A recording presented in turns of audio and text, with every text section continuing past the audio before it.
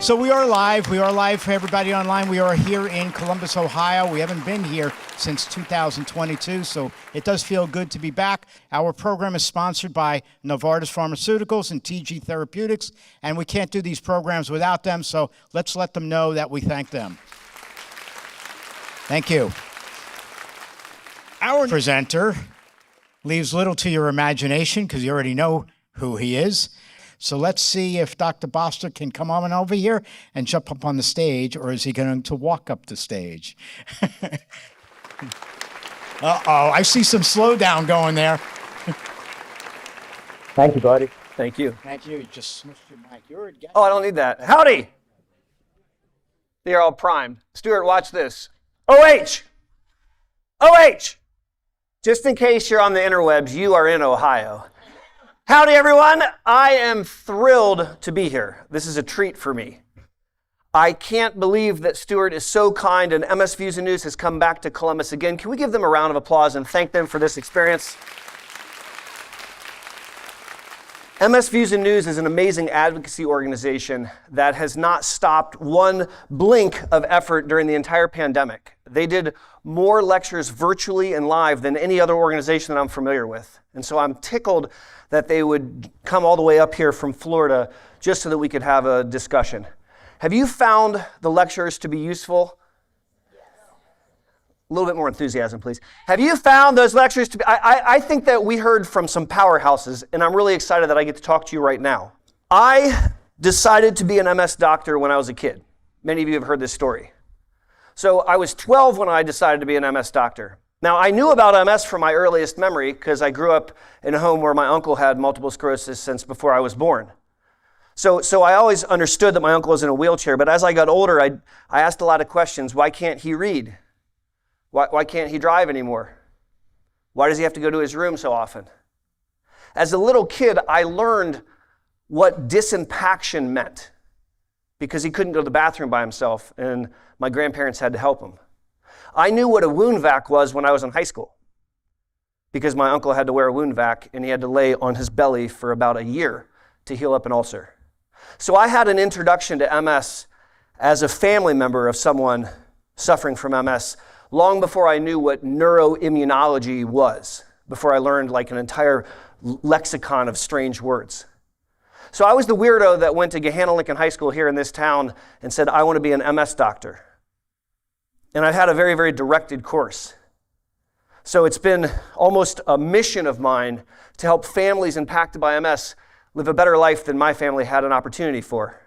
My uncle was fixed in a wheelchair before the very first medicine came out. And when that first medicine came out, that was beta-seron back in 1993, there was a lottery because they didn't have enough medicine for everyone. And my uncle didn't win the lottery, so he didn't have access to therapy. So needless to say, it's very, very special to me that I can deliver care in my hometown where I buried my uncle, where my family's from. And very often I am asked, nobody puts baby behind a lectern, very often I am asked, hey, Dr. B, when are we going to have a cure for multiple sclerosis? Right? That would be awesome. And very humbly, I stand in front of you to say that I don't think it'll happen in my lifetime. Now, I would love to be wrong, but I say that to you because our understanding of the immune system is still fledgling. Like humbly, we don't understand the immune system well enough to thwart this condition just yet. So should we like end the lecture and all kind of go home? No, because in 2024, we can make the disease boring. That's a powerful word to me, to make MS boring. So I'm going to spend a little bit of time today talking to you about my secret recipe that only Sarah and I know, I'm joking, about how to make MS boring. Is that all right? Now, many of you have put up with me for a long time. And back in the ancient days of yesteryear, when I had a full head of hair and I think there wasn't very much gray hair, I used to talk to people about being 4 for 4 in their fight against MS. Because at the time, I knew about 4 things. And so I wanted everyone to always do 4 things.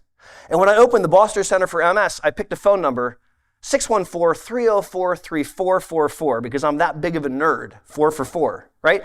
Then, shortly after I did that, I was talking to a friend of mine who's a psychologist up at the Cleveland Clinic. a really, really smart lady, and she says, hey, Boster, you messed up. It's not 4 for 4, it's 5 for 5. And I said, well, excuse me, I made it up. I'm pretty sure I know. And she said, no. You forgot a key element, mindfulness. She was right, I was wrong. I couldn't change my phone number, so it's still 304-3444. But I for a long time, I've talked about being 5 for 5. Today, I'm going to talk about being 6 for 6. And I hope that we can stop at 6. So I want to talk to you about 6 things that I want you to be doing at all times so that you can live your very best life despite having MS. All right? I can't come up with 7, but I think now there's 6, not 5. So let's go through all of them. Number 1 is to be a self-advocate. I need you to be selfish. I need you to speak up.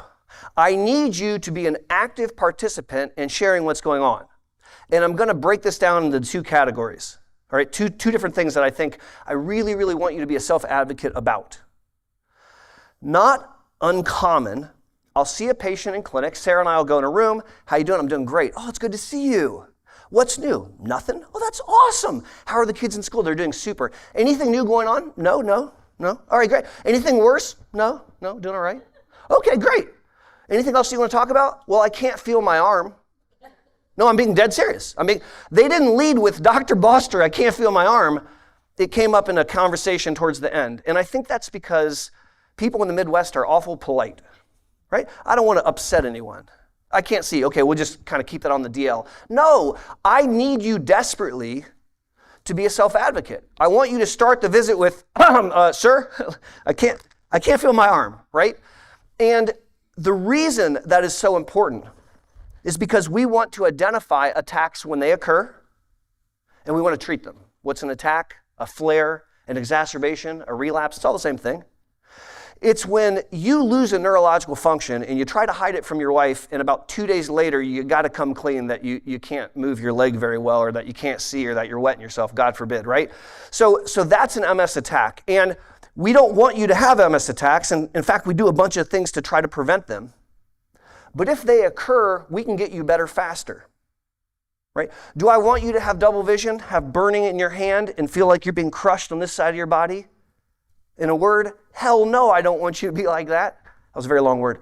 And we can make that better. But it's all predicated on you being a self-advocate and being selfish. Now, that's not easy for some people. It sounds easy to talk about, but that can make people very, very uncomfortable. And so I want to give you a pro tip. A pro tip is preparing for your clinic visit, right? I prepare for your visit. When you're on my schedule the day before, I go through your scans. I don't know if you know that. I look through my notes. I prepare what I think we need to talk about.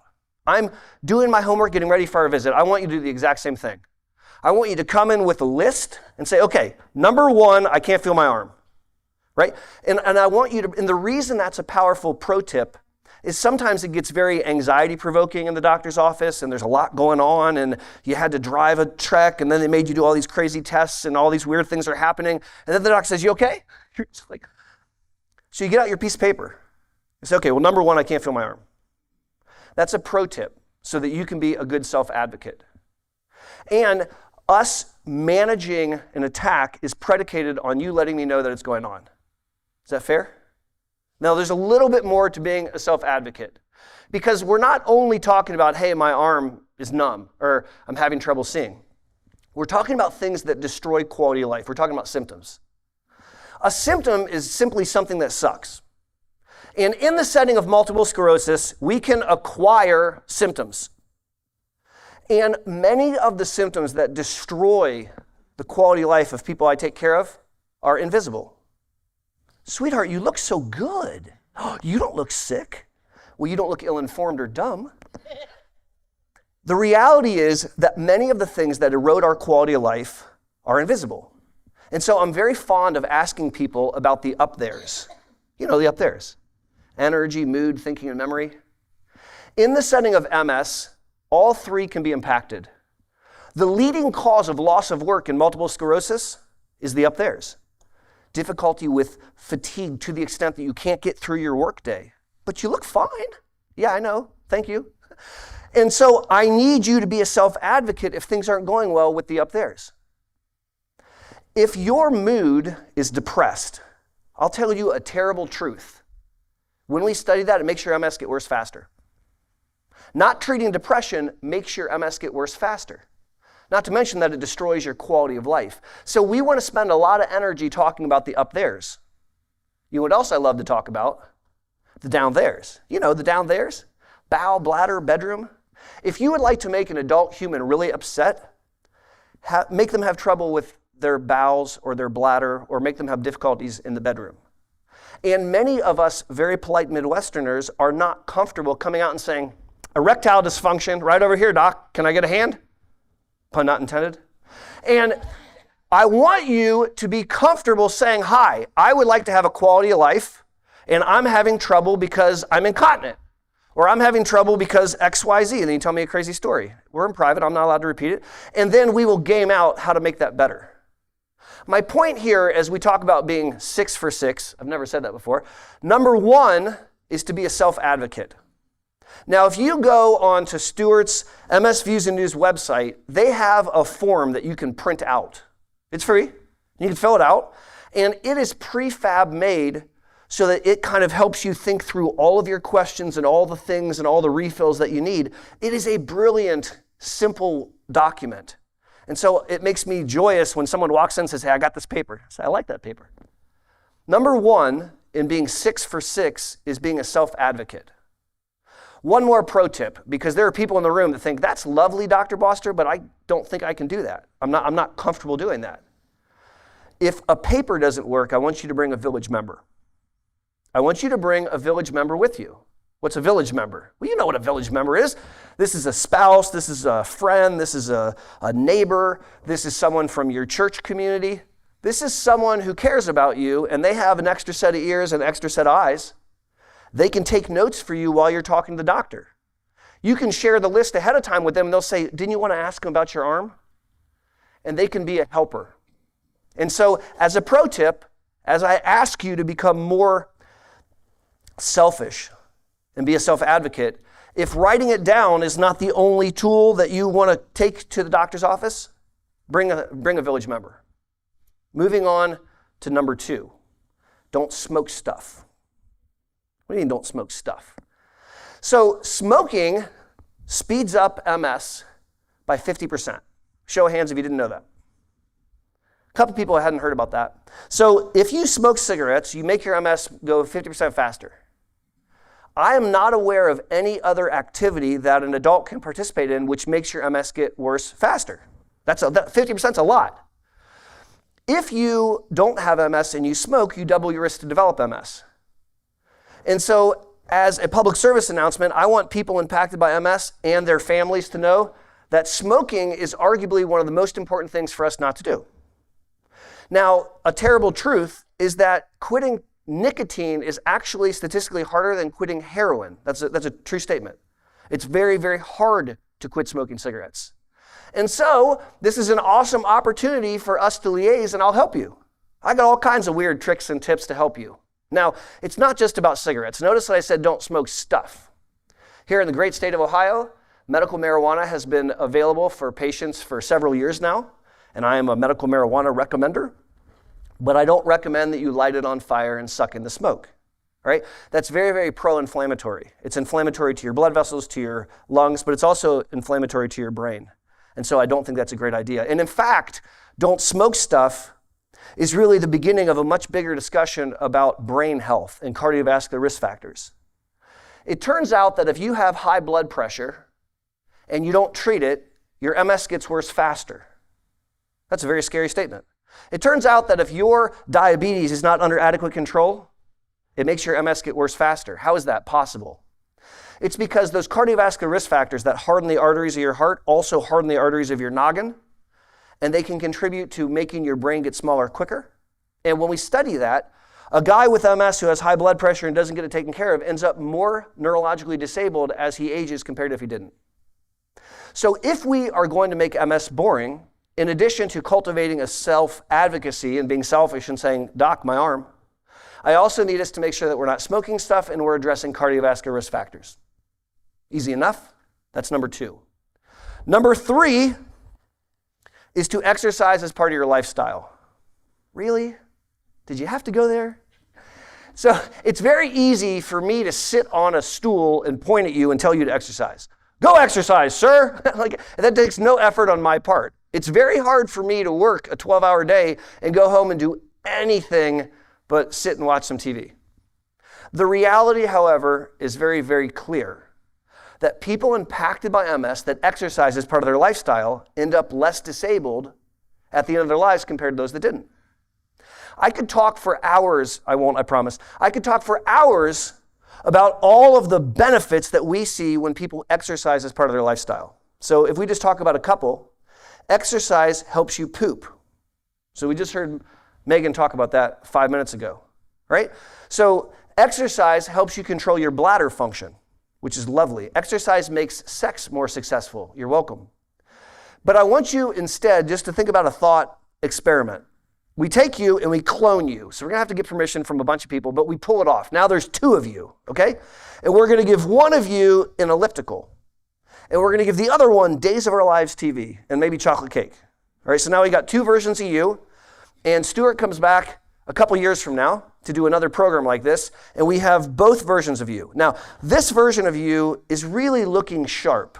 Lost some weight, fit core, great muscles, got good balance, cardiovascular, really doing super duper. This version of you knows a lot about television, all right? You know all the things about Days of Our Lives, and you've gained a little bit of weight, and you're a little bit out of shape.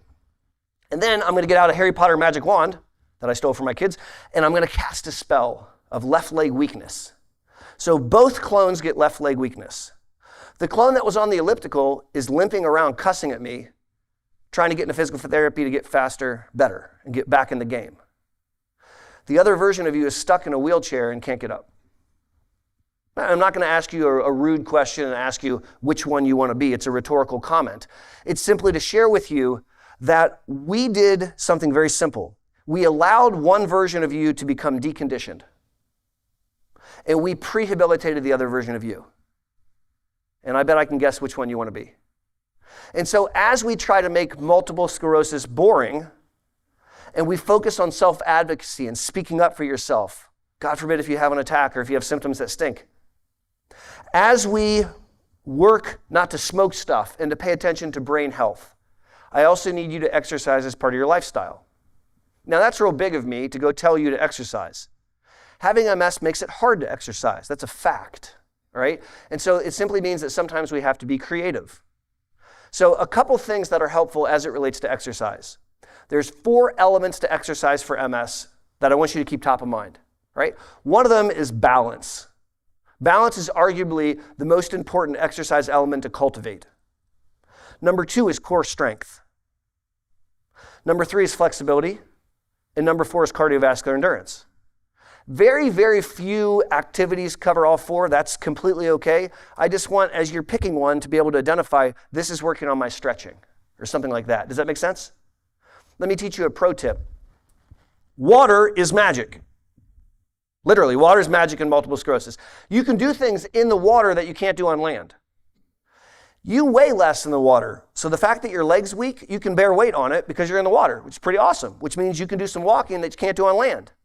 If you're having a really off-balance day and you keep falling to the right, the water pushes back to the left, keeps you upright. By the way, we might just throw a life jacket on you, make it easy. If you have trouble with heat sensitivity, and many of my patients do, water wicks the heat away from your body by convection. So doing water Zumba, water aerobics, and myriad things is really, really a fantastic way of getting in shape in the setting of MS. And I want to tell you a story about a guy who has passed away. He was my algebra teacher in high school. And he was my patient with primary progressive MS years later. He was a really, really remarkable man. And he was very tall. Now, I'm tall, but this guy was like really tall. Like he was like 6'5". I mean, like big. And he was having increasing difficulties with walking, as you can fathom. This was in an era before there was medicine for PPMS. And he had a walker, but he was starting to have falls. And he had a wheelchair that he was using a little bit more and more all the time. And it was really upsetting him and his family. And so we hashed a plan. He joined the Gehanna YMCA, which is just down the street from where my clinic used to be. He got a throwaway walker that was cheap, lightweight, and they gave him a life jacket. And he went into the water with his walker and with a life jacket, and he walked laps. And he walked laps with a life jacket in the pool about 3 times a week for months. And he came back to see me 3 months later. And I was waiting for my medical assistant to tell me that he was ready to be roomed, and my MA comes in and says, Dr. Boster, he won't do his walk. I said, what do you mean? She said, he won't do his walk until you come in the hallway. All right. So I go out in the hallway, and there he is, this guy that's like 28 feet tall. And he's standing there with a walker. He goes, young man, are you ready? I said, yes, sir. He picked up his walker, and he walked 25 feet. Hi. So he walked by sheer force of will. That wasn't because of some magic drug that I'm going to teach you about. That was because this guy put forth the effort in an aquatic pool, and he continued to walk with a walker for many more years. It was really incredible, and I'll never forget that gentleman. And so as we talk about living your best life and making MS boring, exercise is a really big element. And if you have trouble figuring out the right exercise, just ask Sarah. She'll hook you up. I said 6 for 6, all right? And so the next one that I want to talk about is eating smart. Whew! I got real fun things for you to do. I want you to go home and exercise. I want you to not eat cake. Let's talk about eating smart.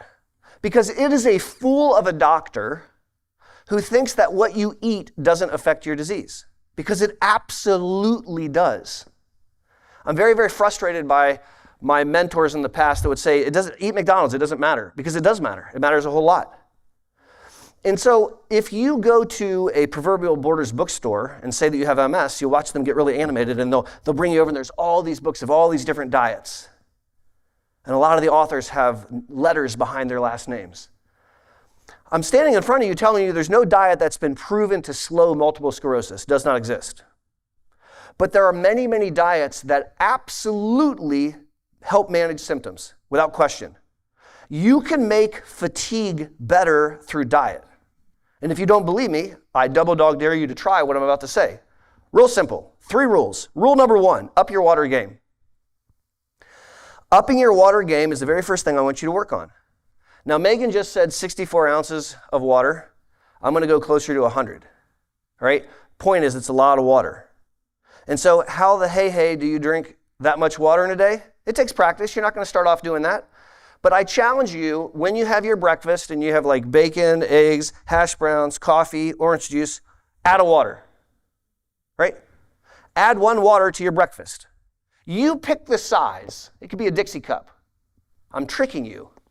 I'm tricking you into drinking water with breakfast because maybe I can turn a Dixie cup into a larger glass later. I'll deal with that later. Lunch, you're going to have a cheeseburger and a hot dog and a no salad and some cake and a Coke and a beer. Add a water. Just drink a water with your lunch. Just add the water to your lunch. Again, you pick the size. Dinner, add a water. That's 3 glasses of water. We're on our way. Now, all I need you to do is drink 1 glass of water between breakfast and lunch. Come on, you got 3, 4, 5 hours. You can get a little tiny glass of water in there. Remember, you get to pick the size. And then I want you to drink a glass of water between lunch and dinner. We just did it. Upping your water game time and time again yields amazing results. I can't tell you how much fun it is when someone comes in the clinic, like, Dr. Boster, guess what? It worked. I'm like, I know. So what you will find when you up your water game is the spasticity is under better control. You sleep better at night. People think more clearly. They have less headaches. I mean, it's pretty remarkable. All right? So as we try to improve eating smart, the first thing I want you to do is up your water game. Now, 4 people in the room right now are saying, yeah, but Aaron, I hate water. I don't like water very much either. But you can trick yourself into doing different things. For example, I like carbonated water. Now, we could have a long nerd discussion, but my point is if I'm going to drink no water or carbonated water, I'm going to get that fizzy water stuff, and I think it's awesome. And it's really inexpensive at Kroger's. That makes it palatable for Aaron. You guys have heard of Mio? Now, I'm not getting a kickback, although I would welcome one Mio, where you like drip the stuff in your water and it makes it taste like anything you want, fruit punch. Trick yourself into drinking some water. As we talk about improving your diet, the second thing I want you to do is supplement vitamin D. Now, vitamin D is something that we obtain naturally through the sun. There's a skin reaction where when the sun hits the skin, we make our own vitamin D3. But having worked in Ohio for 20, 30 years, guess what? Nobody sees a lot of sun here in Ohio. 7 months out of the year, there's no sun. And for the 5 months we have sun, we're taught to hide. God forbid we were to get a sunburn or something. That would be terrible. And so when I check vitamin D 25-OH levels in my clinic, sometimes we get remarkably low numbers, like 5 or 6. Now, I need it to be above 50. The data for MS is pretty darn clear. When you look at data sets, patients with a level above 50 fare better than patients below 50. And when I say fare better, what do I mean? I mean less MS attacks, less progression to disability, less spots on MRI, less brain volume loss. Sounds like good stuff. So how do you get vitamin D? One way is to go out in a bra or a halter top in full sun for 15 minutes, and you will absorb 5,000 international units, and you will get frostbite on your personal private parts, and your neighbor will call the police. So that might not be the best option here in Ohio. Another way to do it is to eat fatty fish like salmon or eat a lot of egg yolks. But most Ohioans need about 5,000 international units of D3 a day. And I looked this up. A 3.5 ounce portion of salmon, which is like a normal dinner portion, is 500. So you can eat a full salmon every single day, like maybe like an ethereal Eskimo or something, or you can just take a supplement. And oftentimes we recommend that people here in Ohio at least take a D3 supplement. And then we check your level and drive that up. Now, when we're talking about cleaning up your diet and eating smart, we've talked about increasing your water game and taking vitamin D. And honestly, if you can do that, I'm really, really happy because I think that's an excellent start. And the next one is really hard, and it makes the biggest impact I've ever seen. That's removing sugar from your diet. What? Removing sugar-laden foods from your diet, removing fast food, diet food, fried food. Those foods are not foods. They're chemicals. And I don't want you to eat something if you can't pronounce the ingredients. See, all of you finished 3rd grade, so you know all the food words, right? Apple, peach, chicken, you got it all. So when you look at an ingredient and it's got a riboflavo, dago, and you can't pronounce it, that's not a food. That's a chemical, and I don't want you to eat that. Now, that's very hard to do in Ohio. Right? That changes how you shop at the grocery store. That changes where you shop in the grocery store. But if you're struggling with symptoms and you don't want a pill for that ill, I double dog dare you to take me up on my suggestion to eat smart. All right, so we're in the process of gaming out how to make MS boring. We're talking about being 6 for 6. The first one was self-advocacy, right? The second one was not to smoke stuff, right? Number 3 was to exercise as part of your lifestyle. And number 4 was to eat smart. Why did I do that? Because I couldn't remember where I was. Number 5 is mindfulness. What is mindfulness? So when I was in school, that wasn't a word. So now it's a word that they teach in schools. I have a lot of patients that are teachers, and they verify that, yes, we talk about mindfulness in school. Mindfulness is defined as being in the present moment without prejudice, meaning you're doing an activity and you're not worried about something you missed yesterday. You're just thinking about the activity. You're doing an activity and you're not worried about what's going to happen tomorrow. You're just doing the activity. If you're having sex and thinking about work, you're doing it wrong. Right? That's not being mindful. And why am I asking you to consider mindfulness? I have a note here. Okay, I will do this, but not until I'm done talking about mindfulness. So The idea of mindfulness is so important to me because stress makes MS worse. Did you know that? There are papers that prove something that all humans with MS already know, that when there's stressors, their symptoms worsen, increases risk of attack and progression to disability. And Western culture is rather stressful. And any of you that work in a corporate culture, if you can be on a business meeting and eat a cheeseburger and drive all at the same time, atta girl, right? And that is a great way to become isolated and increase stress and make MS worse. And so practicing mindfulness 5 minutes a day is something that I truly want you to cultivate. And I'll tell you a practice that I've started. So I have a lifestyle of showering. You're welcome. Every morning, I shower, get all cleaned up. That way I don't stink when I come into clinic.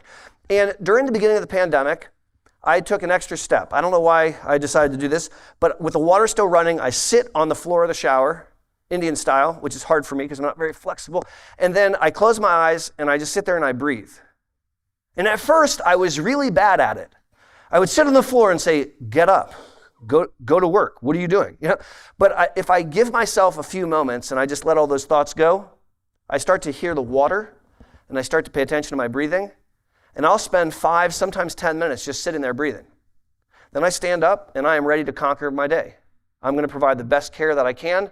I am ready. I'm recharged. It's super weird. It sounds very like namby-pamby, but wow, I actually budget extra time in my day to make sure that I can do that. Now, I don't want you to necessarily do that, but I want you to find something that you can do 5 minutes every day. You can have a mindful meal if you turn the TV and the peripherals off. Thank the person that made the food, smell it, actually pay attention while you're eating. You can turn anything into a mindful activity. And as I ask you to live your best life, to make MS boring, one of the things I need you to do is to practice mindfulness.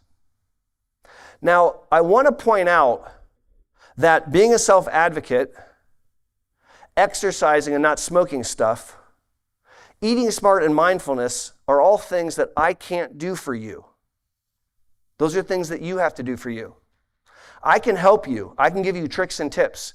I can share with you what other patients have taught me that I can turn around and share with you. But I need you to pick up and do those things.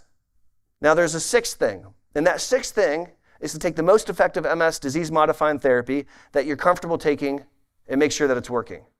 Now I have crafted that sentence very carefully over several years. Let's review.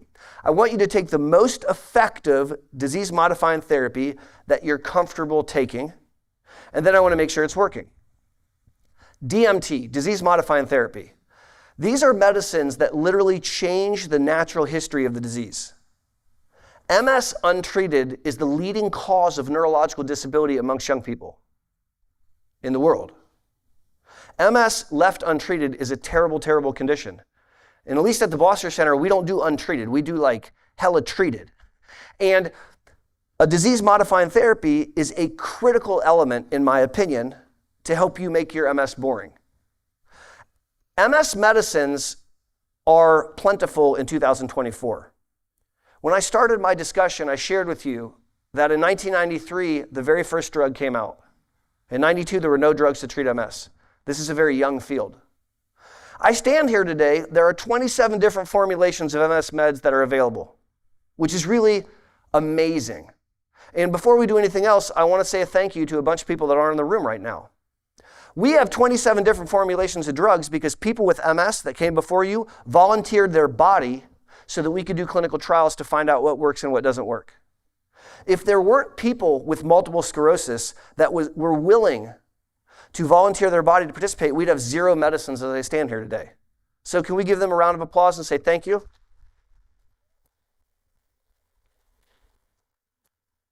That's a really, really big deal. One of the things that I think is very important to understand as it relates to disease-modifying therapies is that they're not all equal. They're not all the same. They don't all work the same. Some of them work better than others. And so I think oftentimes about the medicines that came out in the 90s. Do me a favor, everyone in the room that has a cell phone from the 90s, hold it up so I can see it. Go ahead. We'll wait. Now, for those of you on the interweb, nobody held up their cell phone. All right? Now, we all had phones in the 90s, right? And you can find them in museums. And they have like numbers on the keypad so you can press them and it'll make a call as long as it's like within your region or whatever. But we don't have those phones anymore. Why? Because these little gizmos are like supercomputers. I mean, I could order a car to come pick me up. I could order food to be waiting for me at my house. I can do math. Well, I could watch inappropriate movies. I mean, I can do all kinds of things on my smartphone that I couldn't do back in the 90s. And as we have developed newer drugs, many of our new drugs are rather remarkable. We have drugs now that are called high efficacy. What does it mean to be high efficacy? It means they're really, really good at decreasing relapse rate. I'm talking like 60% better than old drugs in some cases. Very remarkable. I'm talking about slowing down brain volume loss, making your brain shrink slower, which is a really great idea. I'm talking about preventing new brain damage and spinal cord damage on your MRI, and I'm talking about slowing or halting disability progression. Now, I'm not standing here telling you that I want you to take drug A or drug B. That is not remotely what I'm saying. What I am saying is that I need you to identify the most effective medicine that you're comfortable taking, which requires two things. First of all, you have to know about the medicines. So if you didn't go to neurology school, how are you supposed to learn about the medicines? This goes back to that self-advocacy thing. Sometimes you need to be doing a little bit of research. Years and years ago, I would tell people, don't look on the internet. Just don't look on the internet. And you know how many of my patients follow that advice? None. Just like when I tell my kid to hang up his towel. Yeah. So I realized that everyone was going to do an internet search. So I created a resource because I think I'm telling you the truth. So I made this YouTube channel, and I joked that instead of making friends, I make YouTube videos every Monday. And those are intended to be a resource for you. There are many outstanding resources. MS Views and News has a YouTube channel, which is really like the who's who in MS, talking about their areas of expertise. And those resources include information about the drugs. If your neurologist says, hey, I want you to think about drug X or Y, I genuinely think that you have a homework assignment to go home and kind of get yourself up to speed about it, get all your questions about it. Because the goal is not to put you on the most effective drug that I think you should take. I'm not the one that has to take it. That's real big of me. I want you to take the most effective drug that you're comfortable receiving, right? Because you have to be the one to take it. You have to be the one to deal with the side effects. Then we have to make sure it's working. How do we do that? How do you make sure a drug's working? Well, in some cases, it's very easy. If you're on birth control and you get pregnant, it didn't work, right? That is proof positive that was a bad birth control pill or something else was awry at the Circle K because we took the birth control to prevent an unplanned event because you already got 3 at home. You weren't looking for a 4th. That's a joke. Your kids are great. But my point is that when you're dealing with birth control, it's a very easy discussion. The absence of an unplanned event is evidence of success of birth control. Same thing with MS medicines. Disease-modifying therapies for MS don't make you feel better. They don't make you feel better. They don't make the spasticity improved or the neuropathic pain better or the bladder better. That's treating symptoms, which is very important. The medicines for MS prevent future bad things from occurring. They prevent future attacks, right? They prevent future brain damage. And the way that we check it is by looking to make sure that you're living the best life possible. So when I see you in clinic and I'm asking you how you're doing, I'm not actually being casual. I'm trying to assess the litmus test of life. Have you stopped going to watch practice because crossing the grass is too hard? That's not okay. Do you have a numb left arm? That's not okay. In the absence of an attack, and if you're leading your very best life, that's the first metric for, okay, maybe we're onto something. Maybe this is a good drug. The second thing is what I call the MS Olympics, where we examine you. They bring you in and we have you do all the things and, and the tests. All of that stuff is not to tease you or poke fun at you. Those are validated measures which tell us your neurological function. And I want it to look gorgeous just like last time. I don't want it to get any worse. And the third thing is what we do when we take a picture of the noggin, right? Getting a picture, an MRI, of the brain and spinal cord, I think is a best practice. I like to get an MRI of the brain about once a year. I do an MRI of the spinal cord about maybe every other year. And I'm looking for new brain damage. I used to talk about MS lesions. An MS lesion, a lesion. What's a lesion? I think it's better to use plain language. That lesion, that white spot, is brain damage. And if I asked your spouse, how much more brain damage are you okay with him accruing? She'd put her arm around you and kind of puff up her chest and say, what kind of stupid question is that? None. And so I want you to be on the most effective disease-modifying therapy that you're comfortable taking. You guys have done something which is not done in the modern era. You have left your homes and your families to come spend a couple hours to up your game. And I'm grateful for that. I don't know how to cure MS. If I could cure MS, a bunch of you in this room wouldn't be in this room right now. I don't know how to do that. But I do know how to make MS boring. and I can help you make MS boring. Just got to do 6 things. It's not a lot of stuff. I need you to become a better advocate for yourself. Pretty please. I need you to not smoke stuff because it speeds up your disease wicked fast. I need you to eat smart because we can manage symptoms that way. I need you to exercise as part of your lifestyle. And if that's hard for you, there's no shame in that game. Let's talk about it. We'll come up with a way to do it. Daily mindfulness is not to be ignored. And I'm going to help you get on the most effective disease-modifying therapy that you're comfortable taking, and we're going to make sure it's working. Together, we'll make your MS boring. Thank you.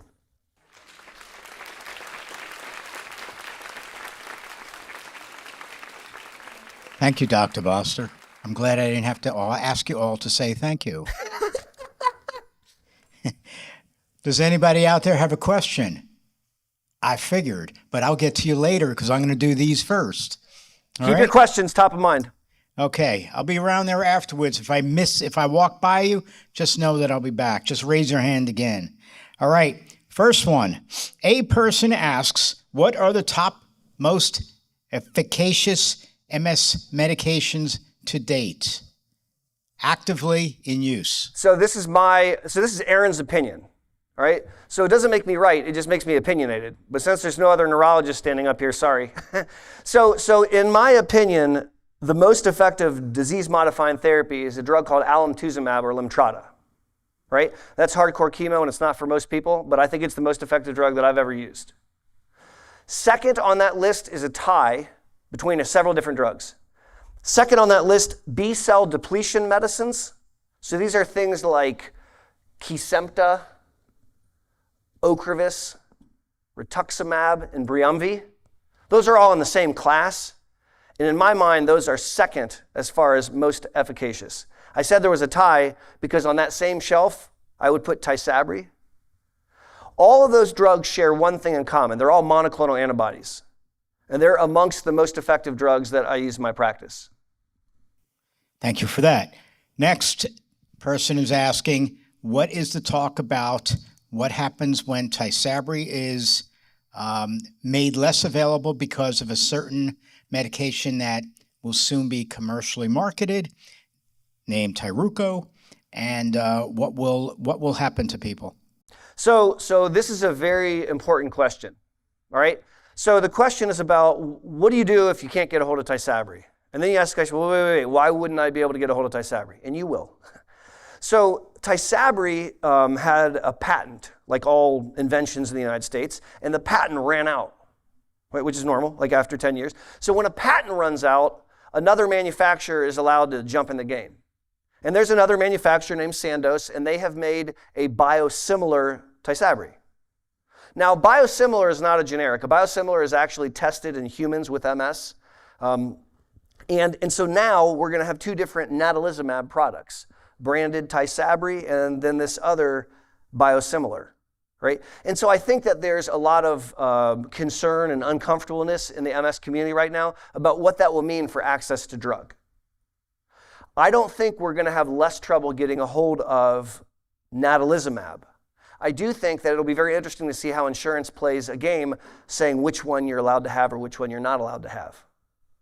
Now, one of the things that I want to stress, which I think is very, very important, is the difference between a generic and a biosimilar because they're not the same thing. Let me just explain very quickly.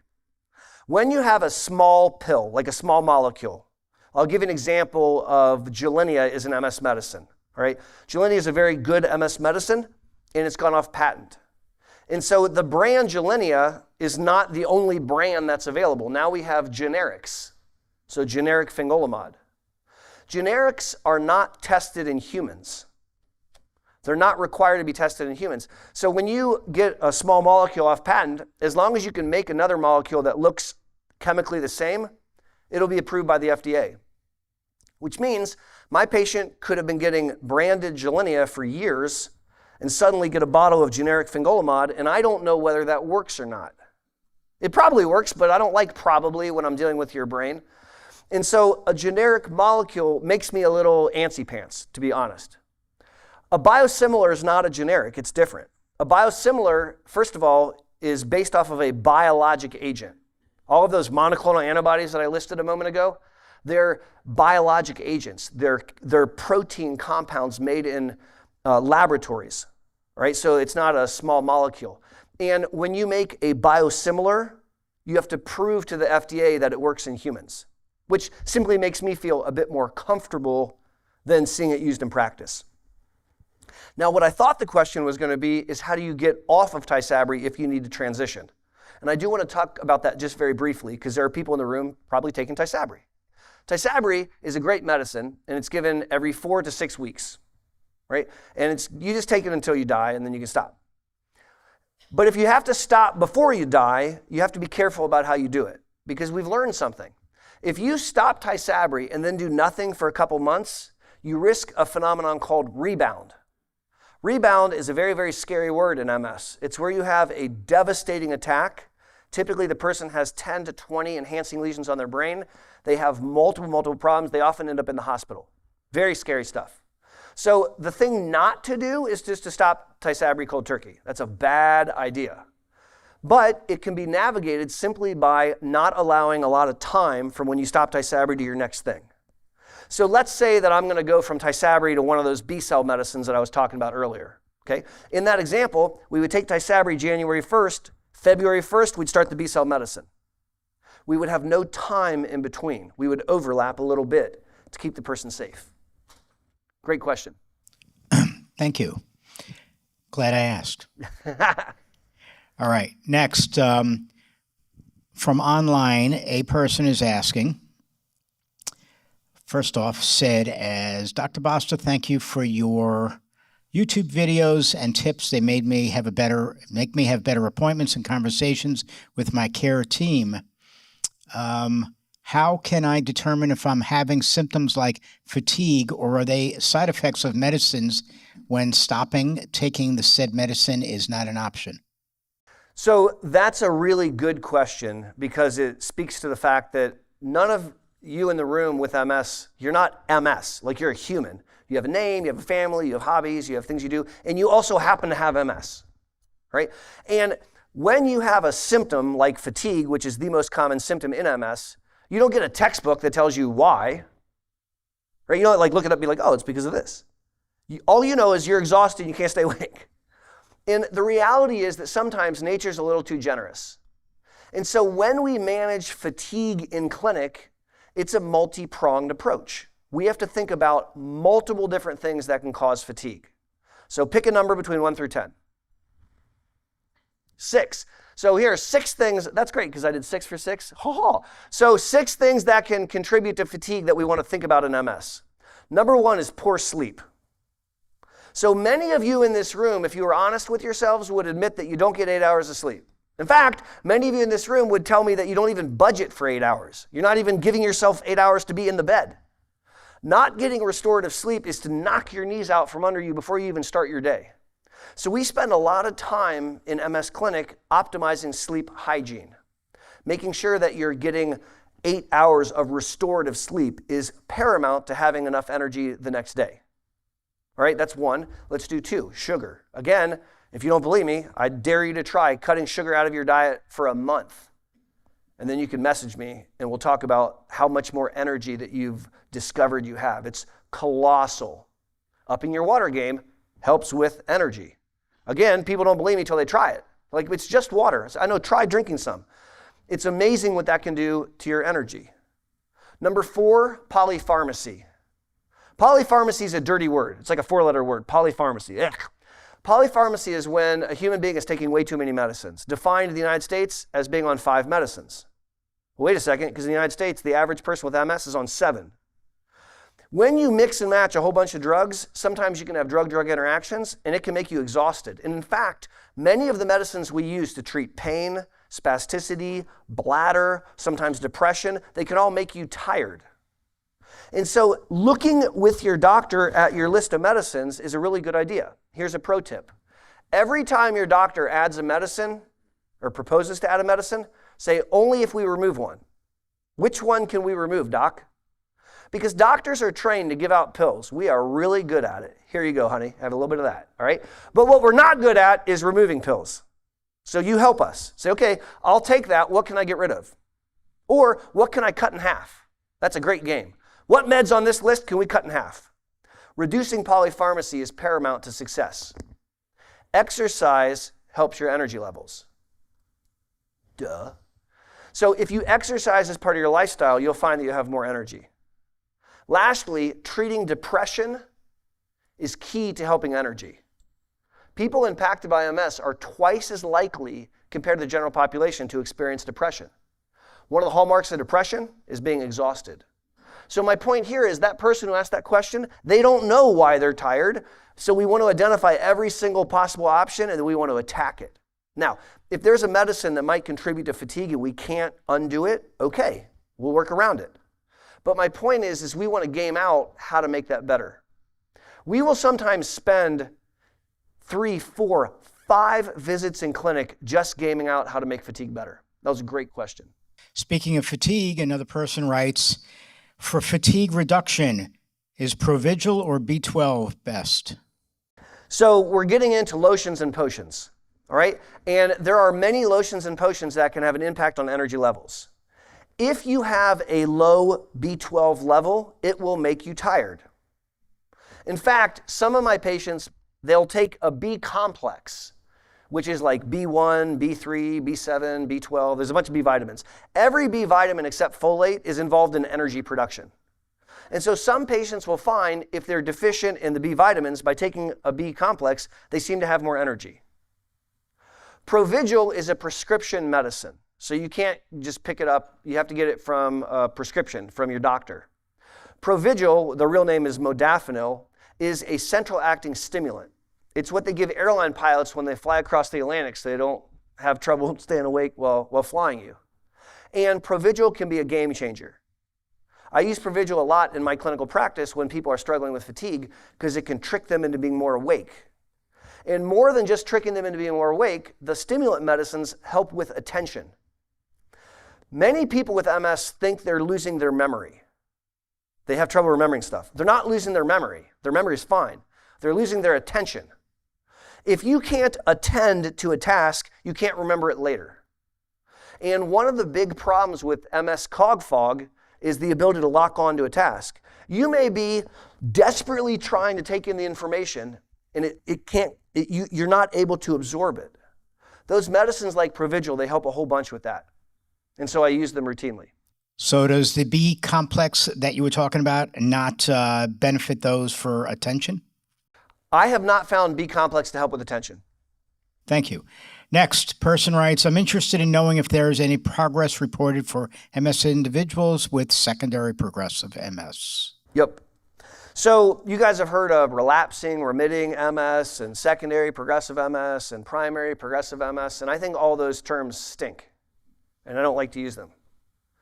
They remind me of when someone says, wow, man, look at that buxom blonde. Right? That is a very inappropriate comment to make about a human being. When you call someone a buxom blonde, you're commenting on 2 outward features. You don't know anything about that human being. You don't know their politics. You don't know their hobbies. You don't know their perspective on life. You just know 2 outward things. And I don't think that does a very good job of describing that human being. That's the way I feel about secondary progressive MS. Secondary progressive MS is not a thing. It was invented by a bunch of doctors who fortunately are very old now. And it describes an observation that a human being with MS is having less attacks than they used to, and they're getting worse without attacks more than they used to. Right? So that's true, but it's not a separate disease. Here's the dealio.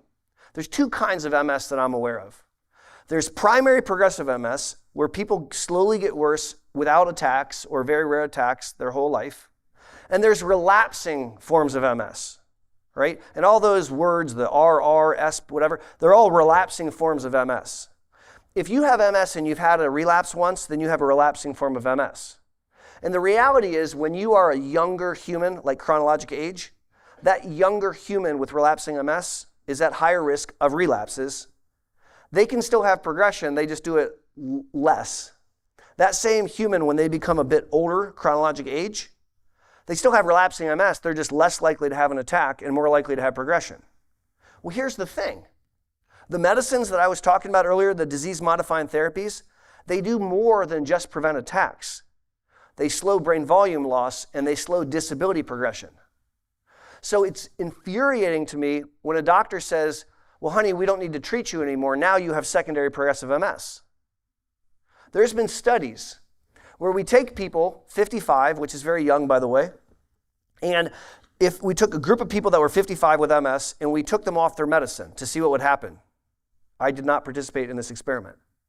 And the author said it's okay to do that because only 1/3 of them got worse. Excuse me? If that's my mom, we're going to have a little discussion outside because I'm not okay with that. And so secondary progressive MS, I think, leads people down the wrong path to not being treated and not to slow down their disease. I don't like that term at all, and I don't use it in my practice. Thank you. Going a step further from that now, let's talk about smoldering MS. So show of hands if you've heard of smoldering MS. So some of you have heard the term smoldering MS. Some of you, it might be the first time you're hearing it. So smoldering MS is a concept that is not new, but it's been picking up steam. And it's an honest concept. Let me paint this picture for you. You go to see your doctor in clinic and you had an MRI in the morning and the doctor's all fired up. Yay, your MRI's stable. I haven't had an attack. So you're doing great. And the person says, yeah, but why can't I walk? No, your MRI's stable. You haven't had an attack. Yeah, but I can't walk. Yeah, but your MRI's, good job. You see the disconnect? That is infuriating to patients. And sometimes patients feel like they're being gaslit. I went into the doctor telling him that I was having trouble, and all he could do was tell me how good I was doing, and I'm still having the same trouble. That's because the doctor wasn't admitting to the concepts of smoldering MS. Here's the deal. There are 2 ways that people with MS can get worse neurologically, like can have worsening exams. One way is they have an attack and don't fully recover, right? So if I give an example of left leg weakness where you can't bear weight on your left leg, and then we give you steroids and physical therapy and you get better, but you only get partway better, so now you have a hitch in your giddy up, right? That hitch in your giddy up, you've accrued some degree of disability, right? Like, so that leg doesn't work the way it used to. So that's one way that you can get worse in MS. That's not the most common way. That's not the most common way. We used to think it was. The most common way is something that we call PIRA, progression independent from relapse activity, which is a nerd word for separate from an attack, you're slowly having some worsening. It is not secondary progressive MS. It's at any point in time during the disease process. And so speaking about smoldering MS is just being honest. And I really like it for 2 reasons. Number 1, we won't gaslight you in clinic. We can explain why. Yes, your scans are stable. Yay. Yes, you haven't had an attack. Yay. And you're getting worse. Not yay. Let's work on that. The second thing is, if we're not honest about smoldering MS, it makes it really hard to develop drugs to beat it. And so I'm very excited about this evolution in our language because I think it's going to help inform research decisions moving forward. Thank you. So going back to the SPMS, a person online got a little confused by your answer. Maybe just wants to know more. So it was written, okay, so secondary progressive is really relapse MS, but down the line or years later? Yeah. Okay. Next, they want a clarification. Next person asks, what's the correlation between mono and MS? So towards the end of Megan's talk, she said, we don't know what causes MS. And I don't agree with her. I think she's amazing. She's a very, very smart woman. But on this one point, maybe we don't see eye to eye. Because I think we've come a long way in understanding the cause of MS. Now, it's not ironclad, but I'm going to give you the party line. And it goes a little something like this. You share genes with other people that hail from the same regions that you hail from. So many of you pasty white people in the room trace your ancestry back to Western or Northern Europe. And so you share genes for like skin color or hair color or stuff like that. You also share genes for immune response. And there are versions of genes which we can see oftentimes in the Midwest, which predispose that population of people to be more likely to experience autoimmunity. It doesn't mean they have MS, it just means that we're stacking the deck kind of against them a little bit. Now, that's not enough to give you MS. Otherwise, all Ohioans would very likely have MS. We then think that there are environmental risk factors which can raise or lower a given human's risk to develop MS. For example, tobacco exposure amongst children doubles their risk to develop MS. For example, low levels of vitamin D pre-puberty increase the risk to develop MS. For example, morbid obesity pre-puberty doubles your risk to develop MS. We then think that your body sees an infection, a bad guy, a virus. And with this genetic and environmental load, you see this bad guy and you make an immune response against it to beat it up. And by accident, that immune response also identifies your brain as the virus. That's called bystander immunity. Once your immune system makes that error in judgment, it can't undo it. It doesn't know how to undo it. And that's the setup for autoimmunity. And if the immune system identifies your pancreas as a foreign invader, we call that disease diabetes. MS is an autoimmune disease like diabetes where the immune system attacks the brain and spinal cord. Now let's go back to that infection. For a long time now, we have argued amongst us nerds about which infection. And it looks like the prevailing theory is mono, or EBV, mononucleosis, the kissing flu, glandular fever. And there was a really big study done in 2019 in the United States where they looked at all the people in the military. There was like 10 million people they looked at. And they looked at their exposure to mononucleosis. A sample of 10 million is a very large sample. 95% have been exposed to mono, which means EBV is a really good virus. It infected 95% of the people in the military. In that 10 million were 800 people in the military who also had multiple sclerosis. 100% of them had mono. That's statistically highly significant. That's not like chance. And so that data supports a lot of stuff that came before it with the idea that exposure to mono might be a requirement to get MS. Now, invariably, when I go home and check my YouTube channel, several comments will come in saying, hey, I don't think I had mono. Well, you don't have to have like glandular fever and be in bed for a month out of school. You can be exposed to mono and not manifest. And I've actually had several patients come in and say, prove it to me. And we get mono labs and I show them they've been exposed to mono in the past. Now, wouldn't it be cool if we could prevent mono? That would be really cool. And in fact, there's lots of labs working on a vaccine for mononucleosis right now. It's not prime time, doesn't exist yet. But here's the theory. We vaccinate a population of people so that the next generation of those folks can't get mono. I would be very curious if any of them develop MS. Thank you. Person wants to know if they can get the same amount of water out of drinking iced tea rather than just straight water because she doesn't like drinking water. Nope. So iced tea has something in it that I love. It's actually probably my favorite drug on earth. It's called caffeine. I am a big fan. And iced tea is caffeinated. And so caffeine dehydrates you. So if you want to drink an iced tea, no problem. Drink an iced tea. Just drink a glass of water right afterwards. Same goes with bourbon, right? Yeah.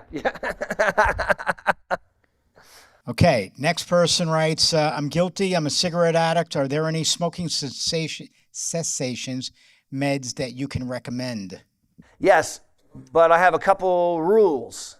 All right, so number one, I will not help someone quit smoking until they ask me. So if I say, hey, how are you smoking? You say, I'm smoking great. I'm not going to help you quit smoking that day. Why? Because I'm not going to waste my energy. There's different phases to quitting smoking. There's the pre-contemplative phase, which is talk to the hand or the finger, right? I'm not quitting. Then there's the contemplative phase where I will listen to you as I smoke. Then there's the I'm trying to quit phase. And then there's the hard part, which is maintenance. So if someone's in the talk to the hand phase, I'm not going to waste any energy and time. When they get to the contemplative, pre-contemplative phase where they're kind of thinking about it, that's when we'll start in with some behavioral modification. Then we'll start to talk about quitting. So let me give you a pro tip. I've talked to a bunch of smokers for a very, very long time. Every smoker has 3 cigarettes that are key cigarettes. So if there's smokers in the room, you know exactly what I'm talking about. It's that first cigarette in the morning where you will cut your husband if he talks to you before you finish it. All right? The cigarette, when I get home from work, do not speak yet. I need to smoke the cigarette or I will burn you. Right? Like these are emotional cigarettes, which helps with transition. Okay? And those cigarettes, I'll use the first cigarette in the morning as an example. That cigarette serves two purposes. Yes, it delivers nicotine, but it's also an emotional cigarette. And oftentimes, someone who tries to quit smoking cold turkey, they'll smoke 20 cigarettes a day, and they get down to 10. They're very proud of themselves. They get down to 8. They're doing great. They get down to 5. It's tough. They get down to 3. They cannot quit those 3 cigarettes. Impossible. And they're just smoking the 3 cigarettes, and then 3 becomes 5 and 10, and pretty soon they're smoking a pack again. That's a conversation I've had many, many times. So instead, if you smoke, says the doctor to the person smoking, smoke up. But I want you to do something very special with that first cigarette. Wake up in the morning, grab your pack of cigarettes, pack it down, smell it, pull the cigarette out, hold it up to the light, look at it, and then set a timer for 60 minutes. Now, during 60 minutes, you can do anything you want with that cigarette. You can put it behind your ear. You can walk around and talk to it. You can put it in your mouth, take pictures. You just can't light it. Make yourself wait 60 minutes and smoke the hay out of that cigarette. All right? I'm tricking you. I'm decoupling the emotional value from the nicotine addiction. When you can consistently smoke that cigarette at an hour delay, now we're getting somewhere. We're getting closer to being able to quit. Yes, we could talk about drugs, but I don't think it's appropriate until we get the behaviors under control. Stuart's very busy, so... No, all right, I'm back.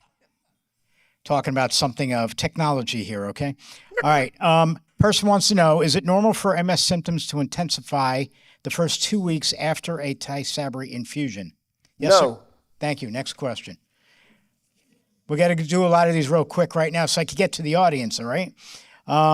Does MS mask the common UTI symptoms, such as burning?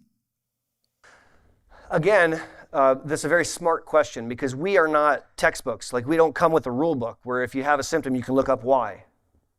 So sometimes people with MS will feel a sense of fullness in their bladder. It'll burn when they urinate. They can have a foul smell, and they're very, very clear they have a UTI. Sometimes not so much. I have many patients that have lost sensation down there, and so they might not know all the things. In these situations, we have to have a high index of suspicion for infection. And oftentimes on Amazon, you can buy urine dipsticks, and you can test yourself if you're curious and find out. Short answer needed. That was very short. Shorter answer needed. Should a person stop doing their meds when they reach 65? Never. When should you stop your MS medicines? When you're dead, yeah. Before death, I think we should do it, but after death, I refuse. I will not. Okay, audience, I am coming out to see you, but I've been warned that if I don't let her ask a question, I'll be in trouble. I have 3. Here we go. Okay. Question number 1. You said cut out sugar. What about sugar substitutes? I don't think, if you can pronounce every single word in the sugar substitute, then you can do it, but I don't know anyone that can pronounce all those words. Those are chemicals, and I don't recommend that. Okay. Polypharmacy. Do you include vitamins? If you want to be very technical, you would include vitamins, but I oftentimes don't. I view that as like a nutritional supplement, and I'm trying to replace deficits, so I'm really going to pick on the prescribed pharmacology medicines from the pharmacy. Okay. Number 3. Do you equate PIRA with a loss of reserve? Yes, that's a very advanced question.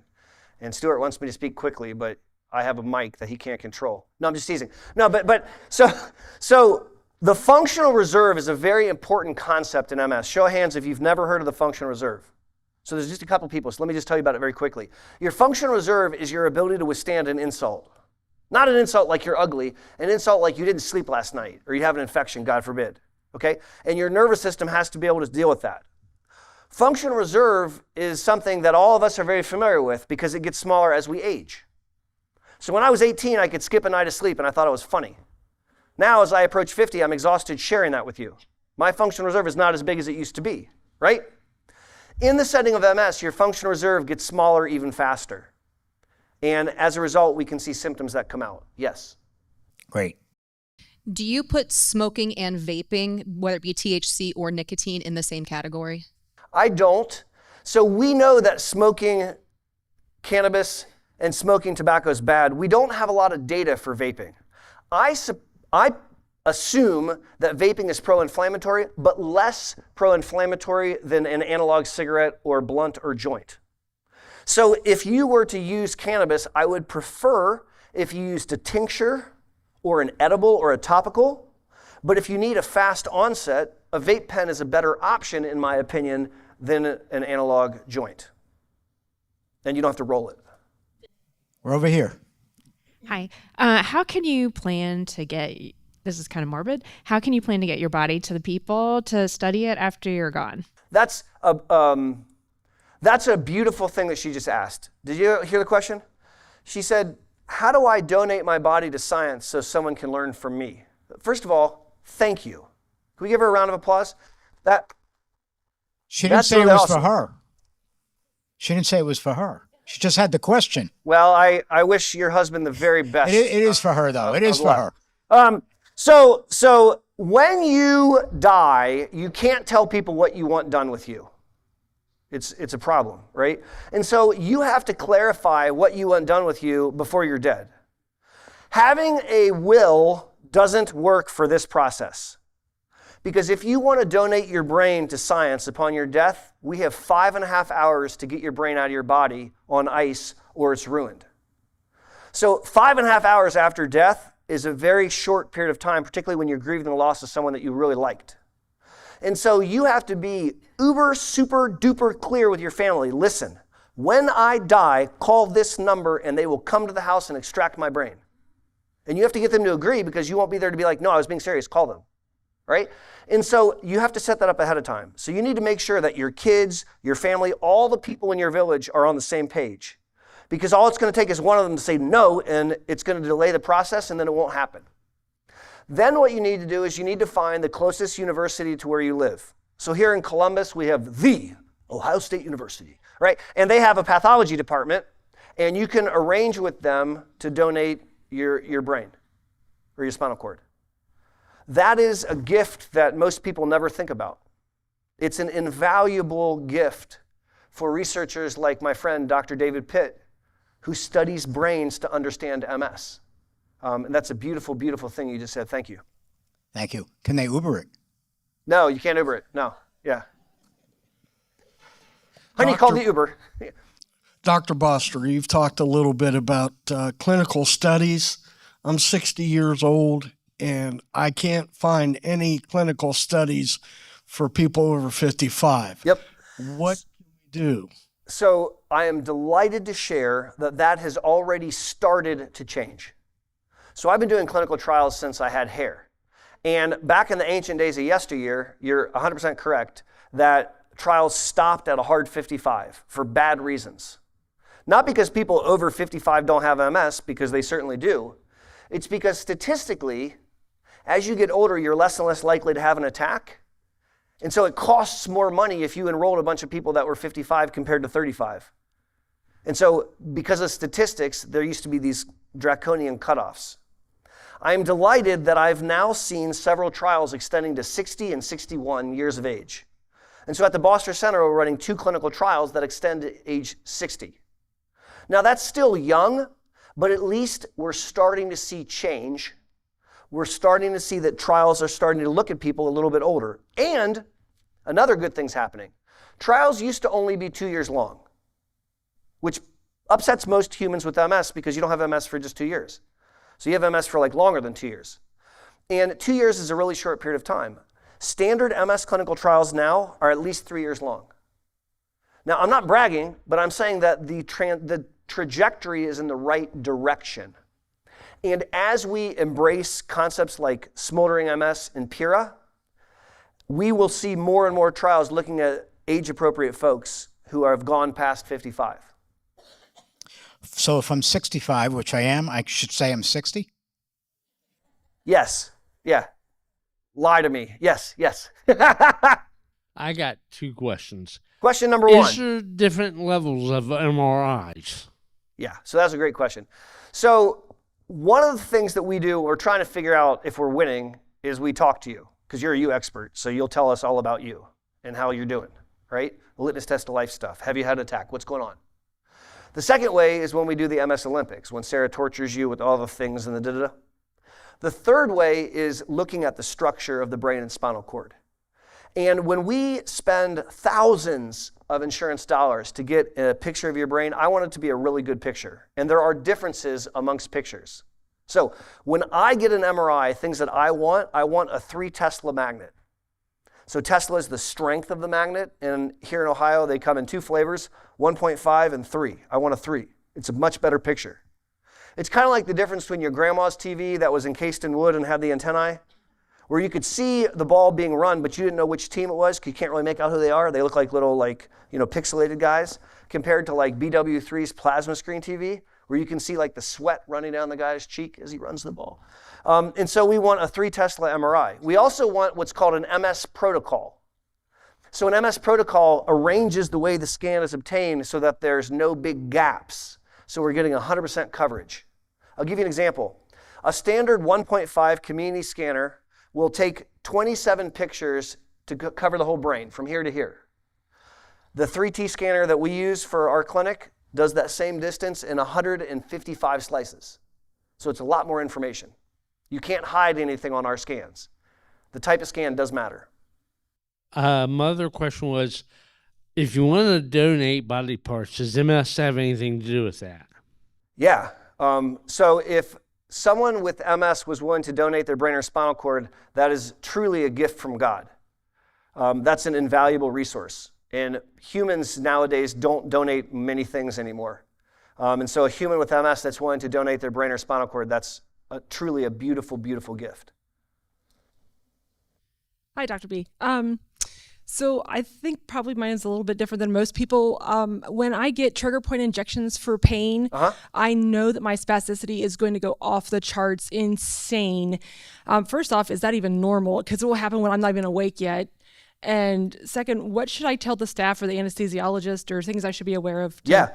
So spasticity is a very common symptom in multiple sclerosis. Upwards of 70% of people with MS have spasticity. What is spasticity? It's where muscles don't play very nicely together, right? So when I want to drink a beer later, I'll hold on to the glass and my bicep will contract and my tricep will relax.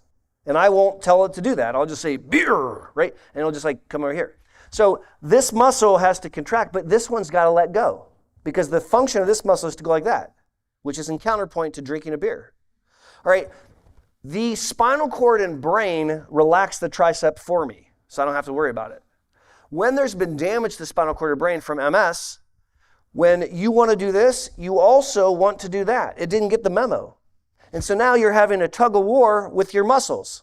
And that manifests as spasms, cramps, right, in a leg that's really hard to bend or an arm that's really hard to bend. Spasticity is worse when it's cold outside. Welcome to Ohio. Spasticity is worse when you're still, like you've been sleeping all night. And spasticity is worse with any noxious stimulation, which answers your question. Noxious stimulation is a very doctor way of saying something that's ouchy yaya. So if you have a hangnail, it'll make your spasticity worse. We see that all the time with kids with CP. If you have constipation and you're impacted, your spasticity will get worse. If you have someone that jabs you with a needle and it hurts, that'll make your spasticity worse. So letting the clinician know, hey, that's going to cause me to have spasms and cramps, they might be able to use some lotions or potions to numb the area before they jab you. Something like that can sometimes be helpful. I'm under anesthetic when I do that. It's happened every single time. So when I had a colonoscopy or whatever, I'm waking up from the anesthetic and my entire body is just one big. So a different way to approach that is working with your clinician to pre-treat with medicines to help with spasticity, and then afterwards to use medicines with spasticity during that tumultuous period. So you can game that out. That's a great question. Thank you. Anybody else have questions? Okay, I'll be there in a second, but let's talk about something a little bit more to date. What's happening with AI technology and MS research? So AI is sort of a new frontier, and I don't think we realize that we're actually already there, right? So AI is transformative. Remember when I was talking about smartphones the other day or earlier today? Where a smartphone, it'll do things that other phones can't do, like it'll do calculations and you can look up, it can translate words and all kinds of things for you. That's transformative. It's a better phenomenon than what we used to have. AI takes that to a whole new level. I think many of us thought that AI was going to replace blue-collar work. Like we'd have like robots digging. That's not true. It's replacing white-collar work. It's doing thinking instead of humans. It's actually like terrifyingly scary. So I don't see AI entering too much into MS clinical trials yet. I have not seen that much yet, but I think it's just a matter of time. I want to share with you some early experiments that I did with AI. So many of you know that I have a YouTube channel.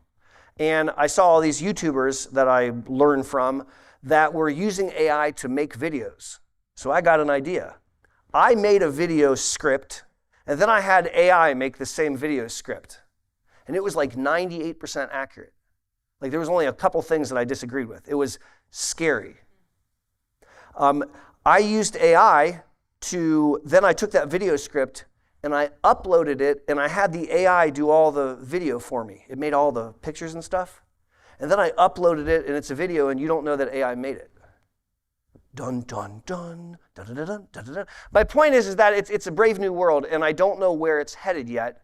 I don't think I'm going to be out of a job anytime soon, but I absolutely think that neurologists of the next generation will be using AI in partnership as they make clinical decisions.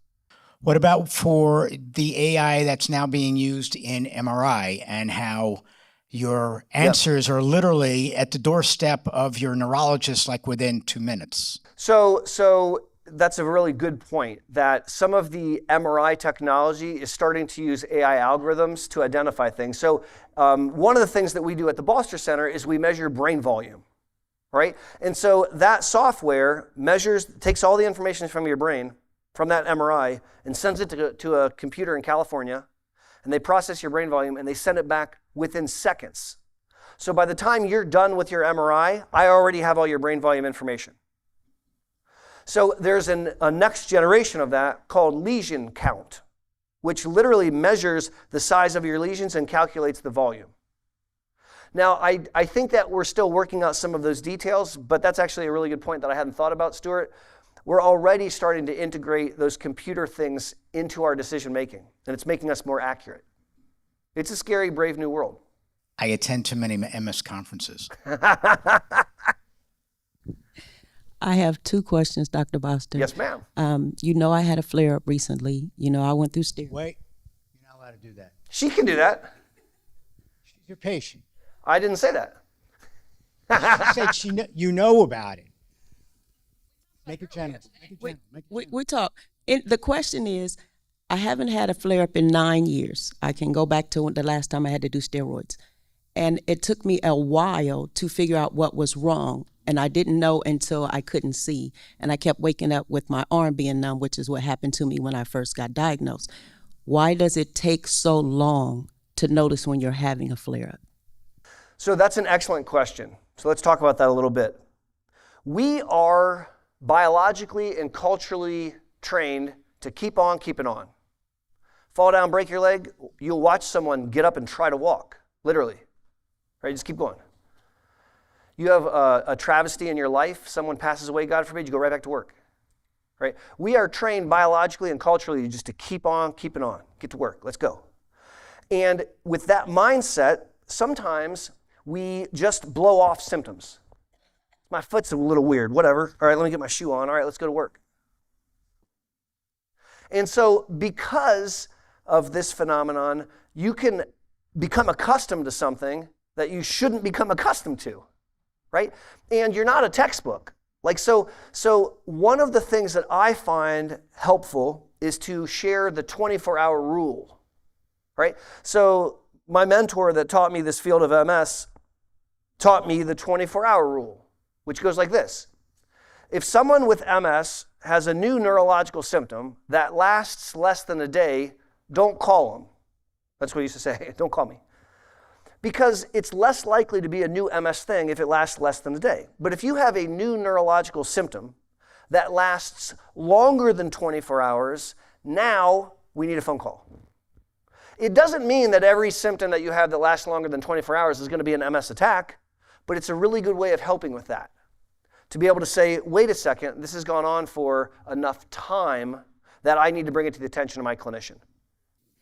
Okay, and the second one is sometimes I itch.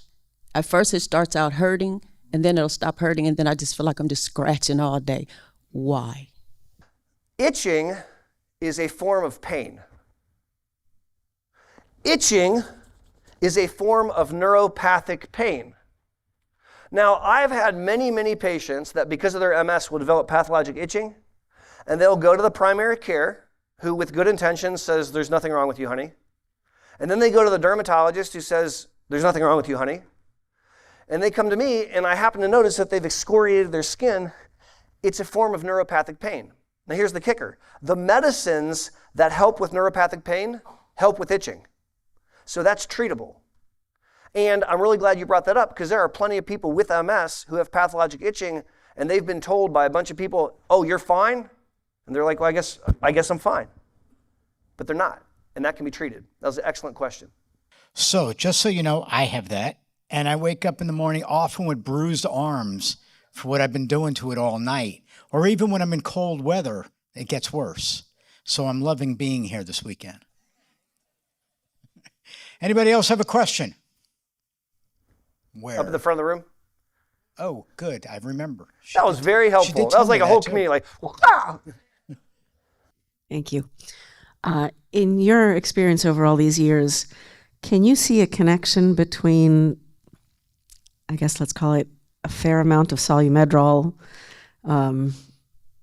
doses and losing my joints? So that's a great question. So she says, a lot of people with multiple sclerosis are exposed to IV steroids, like high dose steroids to help when they have attacks. And high dose steroids have side effects. So her question is, could lots of exposure to high dose steroids damage my joints? No. The high dose steroids won't necessarily damage the joints. It can damage the bones, so not the actual physical joint like the cartilage, but the physical bones can be damaged. And in fact, we don't even need steroids. Turns out that men and women with MS over the age of 50 have accelerated bone thinning, separate from steroids, like it's by having MS. And so you can have someone who is 55, 65, who can have a pathologic fracture. They fall and shatter a hip, God forbid. That's very serious. Steroids make that worse. But there is a way that MS can damage joints, and let me explain it to you, all right? MS that has no direct impact on a joint directly, but it has a very significant indirect, all right? I'm going to imitate a weak leg. So I'm going to pretend like my left leg is weak, all right? So when I'm walking. Now stop looking at my left leg, look at my right leg as I walk. What are you noticing with my right leg? I'm overloading my right leg. Each step is putting excessive weight on my hip and my knee in a way it was not invented to be used. And I'm not walking like that just for 2 minutes. I'm walking like that for years. So very commonly what I see in clinic is someone has a bad left leg and they have a right knee replacement or a right hip replacement. The good leg ends up having joint damage because it's been taking the load from the weaker leg. I see that all the time. Damn, is that what happened to me? That's exactly what happened to me. All right, we're finished for the day. How about that? Thank you, everyone. Thank you. Thank you. I want to thank you all for being here today. We cannot do these programs without you. Again, I want to thank our sponsors, Novartis and TG Therapeutics, and we look forward to seeing you in October when we'll be back, but we'll be on the south side of Columbus, all right? Thank you. Have a great day.